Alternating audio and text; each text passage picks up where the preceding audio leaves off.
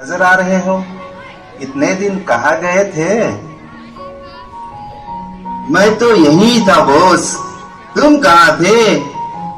इतने दिन बाद स्कूल में दर्शन हुए तुम्हारे। हाँ यार, थोड़ी तबीयत खराब थी मेरी।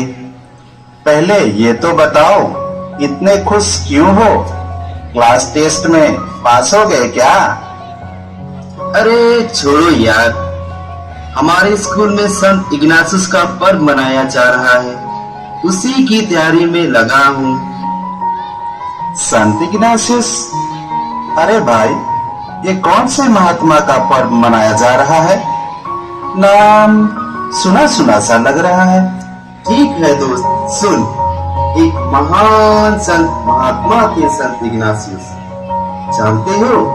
यदि वो नहीं होते तो शायद तुम, मैं और ये सब इस लोयला स्कूल में नहीं होते। यही तो यीशु समाज के संस्थापक, इन्हीं के सदस्य ये लोयला स्कूल, अस्पताल और चर्च चला रहे हैं। अच्छा, ये बात है। तो मुझे भी बताओ ना दोस्त, इस महान संत इग्नासियस के बारे में। जरूर, क्यों नहीं, चलो मेरे साथ, मैं तुम्हें बताता हूँ। बात बहुत पुरानी है।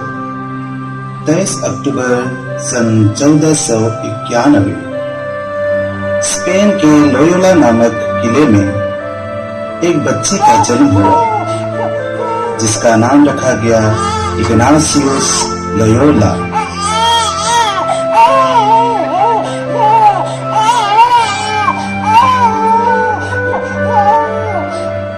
वे अपने 13 भाई बहनों में सबसे छोटे थे और लोग उन्हें प्यार से इनीगो कहकर पुकारते थे।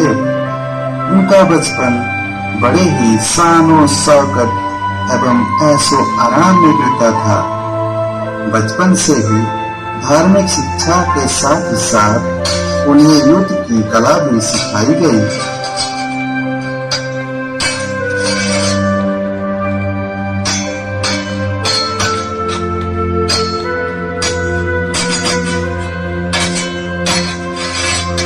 जब वे कुछ बड़े हुए अर्थात जवान हुए, तब उन्हें किसी राजघराने की लड़की से प्यार हो गया। उसे पाना चाहते थे।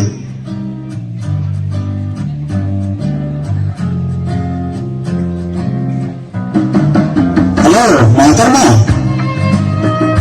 जी फरमाइए। क्या ये बंदा आपका कुछ मदद कर सकता है? नहीं, शुक्रिया। तो क्या कुछ दूर आपके साथ चल सकता है? नहीं, इसकी कोई आवश्यकता नहीं है, हम खुद जा सकते हैं। वाह ऊपर वाले, यदि तुम्हारी मर्जी, इतना अच्छा मौका हाथ से निकल गया।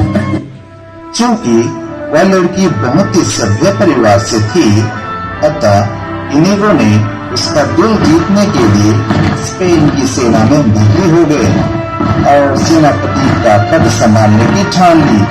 वे चाहते थे उस युवती का हाथ और दुनिया उनके कदमों के नीचे। सौभाग्यवश उन्हें स्पेन के राजा के द्वारा सेनापति की उपाधि से सम्मानित किया गया।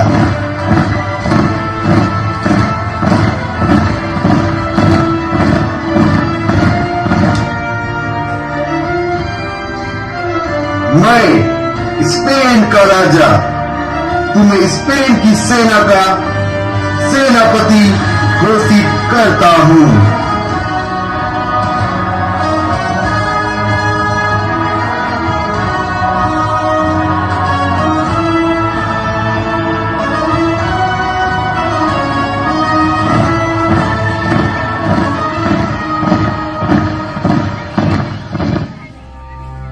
उसी वर्ष अर्थात 1521 ईस्वी में स्पेन और फ्रांस के बीच हुआ पैम्पलोना का युद्ध। इनीगो के लिए इससे अच्छा अवसर और क्या हो सकता था।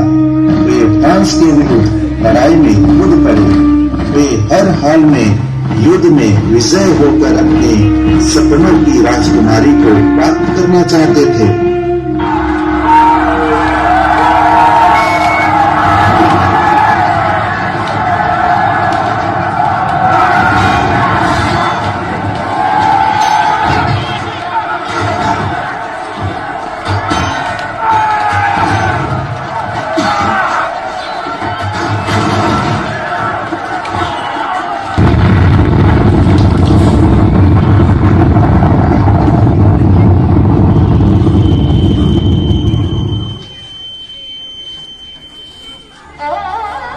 लेकिन तभी तोप का एक गोला इनिगो के पैर पर जा लगा और उनके पैर को चकनाचूर कर डाला। घायल अवस्था में इनिगो को अस्पताल लाया गया। वहां डॉक्टरों की निगरानी में उनका इलाज शुरू हो गया।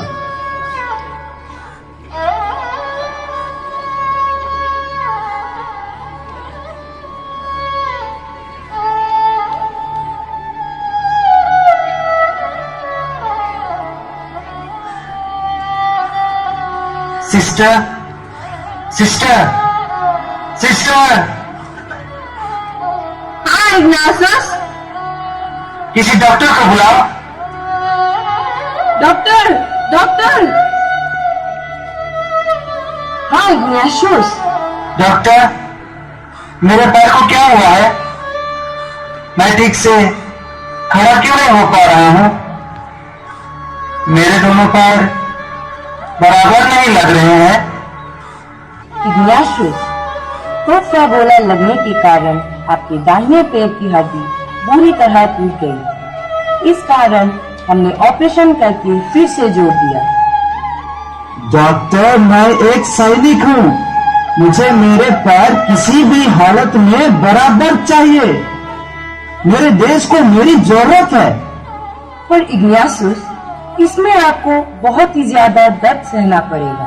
डॉक्टर, मैं इसके लिए तैयार हूँ। उस समय एनेस्थीसिया नामक दवाई उपलब्ध नहीं थी। इस कारण डॉक्टरों ने इग्नासियस के होश में रहते ही पैर को दोबारा काटकर फिर से जोड़ दिया।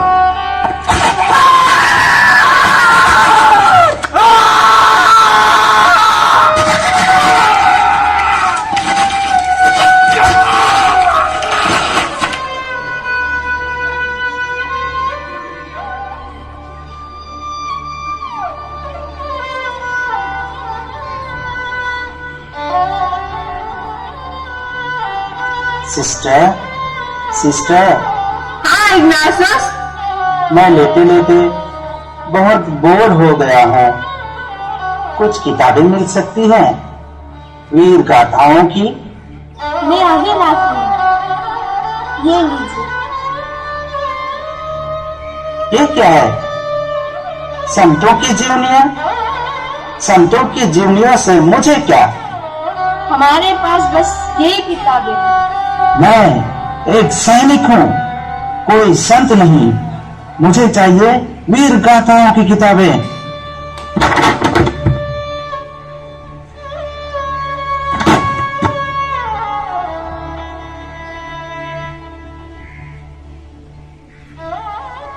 जो किताबें उन्होंने अपने इलाज के दौरान पढ़ी, उन किताबों ने उनके हृदय को पूरी तरह से परिवर्तित कर दिया। वे सोचने लगे कि जिस प्रकार इस महान संतों ने अपना जीवन ईश्वर की सेवा एवं समाज की भलाई के लिए समर्पित कर दिया, तो क्यों ना उन्हीं के प्रकार मैं भी अपने जीवन को ईश्वर को समर्पित कर दूं।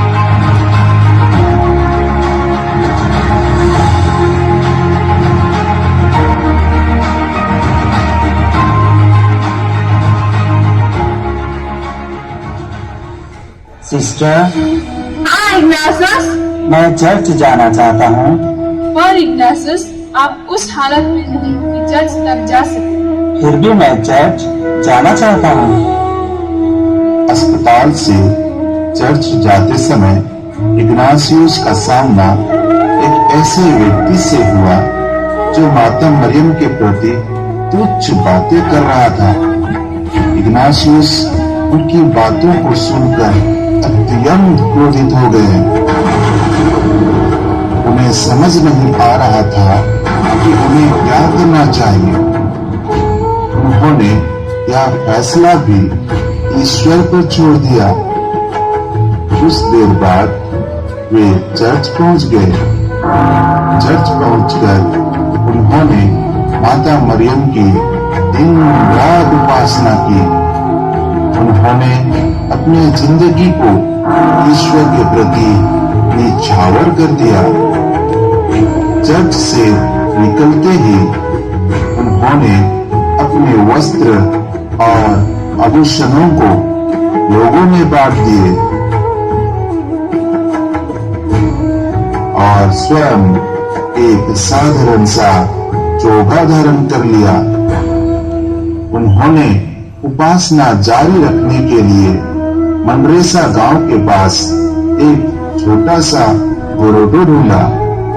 वहां उन्होंने श्रद्धा पूर्वक ईश्वर की उपासना की और अपने आप को जंजीर से बांधकर कोड़ों से प्रताड़ित किया। ऐसा करके वे अपने आप को कष्ट देना चाहते थे। उनका मानना था कि ऐसा करके वे अपने सारे पापों का पश्चाताप कर पाएंगे। स्वयं को ईश्वर को समर्पित कर लोगों के कल्याण कार्य में लग गए। उन्होंने लोगों को उपदेश देना शुरू कर दिया। मनुष्य को क्या लाभ जब उसने पूरी दुनिया ही जीत ली पर अपने आत्मा को ही गंवा दिया।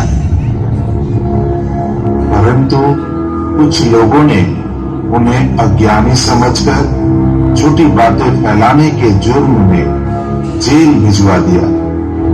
भगवान भगवान भगवान, चलो तुम्हें भगवान से मिलाता हूँ। बहुत हो गया, भगवान के नाम पर लोगों को गुमराह करने चला है। खुद तो अनपढ़ है, लोगों को पढ़ाने चला है। बांधो उसको, बांधो बांधो और बांधो, बांधते जाओ, जितना बांध सकते हो बांधो, मेरा ईश्वर खुश होगा।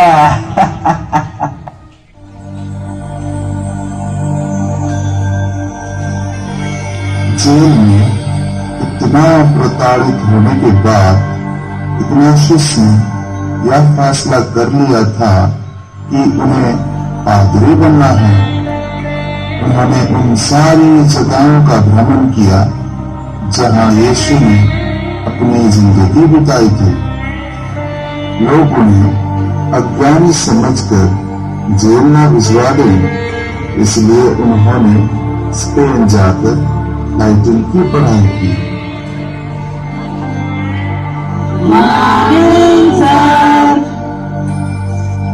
Good morning friends.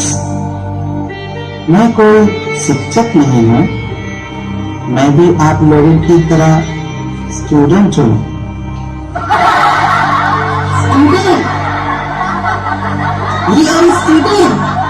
यहाँ पढ़ेंगे। उन्होंने लैटिन की पढ़ाई 10वीं के बच्चों के साथ की। 30 वर्ष के इग्नाशियस का अपने से इतने कम उम्र के बच्चों के साथ पढ़ाई करना भी बहुत बड़ी चुनौती से करना थी। समाज के तानों का सामना करते हुए उन्होंने लैटिन की पढ़ाई समाप्त की और आगे की पढ़ाई के लिए पेरिस जाने का फैसला किया।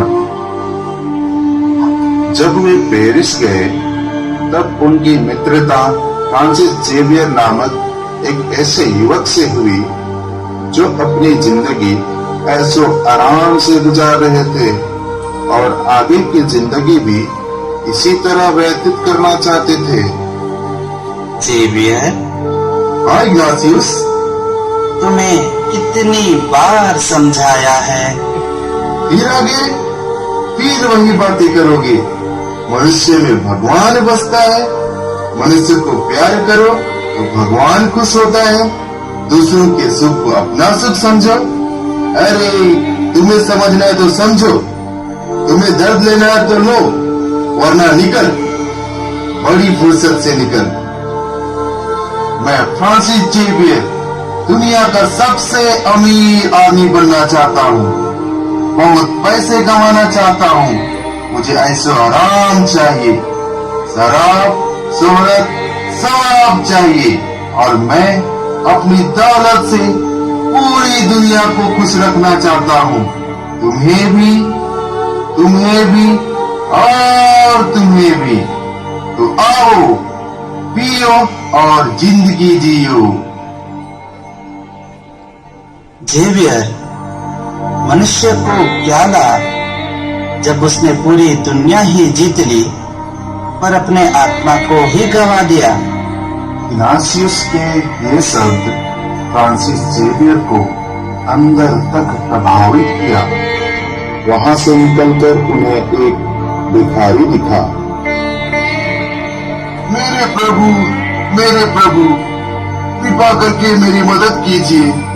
मैं भूखा हूँ, मेरे पास खाना नहीं, पैसे नहीं, पीने को पानी तक नहीं, मेरे पास ठीक से पहनने को कपड़ा तक नहीं है। बच्चे, मैं कोई भगवान नहीं हूँ, मैं तुम्हारे जैसे ही हूँ।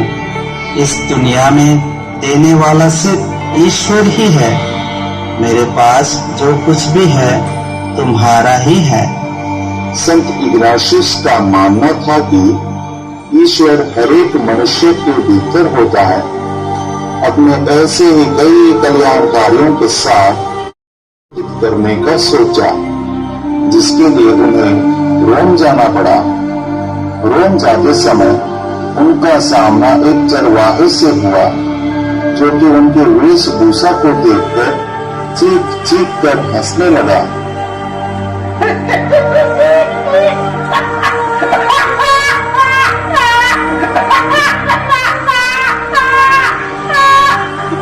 इग्नासियस, ये तुम्हें देखकर हंस रहा है।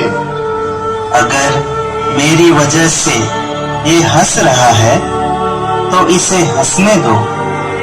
मैं ईश्वर को प्रसन्न देखना चाहता हूँ। वहां पहुंचकर उन्होंने पोप पॉल तृतीय के सामने यीशु समाज की स्थापना की इच्छा व्यक्त की।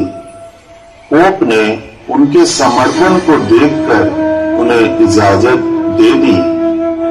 इस तरह यीशु समाज का संगठन हुआ, जिसका हेडक्वार्टर रोम बना, और इसके हर सदस्य को 3 प्रतिज्ञाएं लेनी पड़ती है, जिसमें पहला आज्ञाकारिता, दूसरा शुद्धता और तीसरा निर्धनता शामिल है। इनका सिद्धांत ईश्वर की अपार महिमा के लिए होती है। वे अक्सर लोगों से ये सवाल खुद से पूछने के लिए कहते, मैं ईश्वर के लिए क्या किया हूँ? मैं ईश्वर के लिए क्या कर रहा हूँ? और मैं ईश्वर के लिए और ज्यादा क्या कर सकता हूँ? इनिगो के इन्हीं बातों से प्रेरित होकर उनके दोस्तों ने दूर के देशों में जाकर ईश्वर के विचारों को फैलाना शुरू कर दिया, जिनमें फ्रांसिस जेवियर और पीटर भी शामिल थे। फ्रांसिस जेवियर को भारत भेजा गया। 31 जुलाई सन 1556 ईस्वी को मलेरिया के कारण उनकी मृत्यु हो गई। इन्हीं की याद में हर साल 31 जुलाई को हम फीस्ट डे मनाते हैं।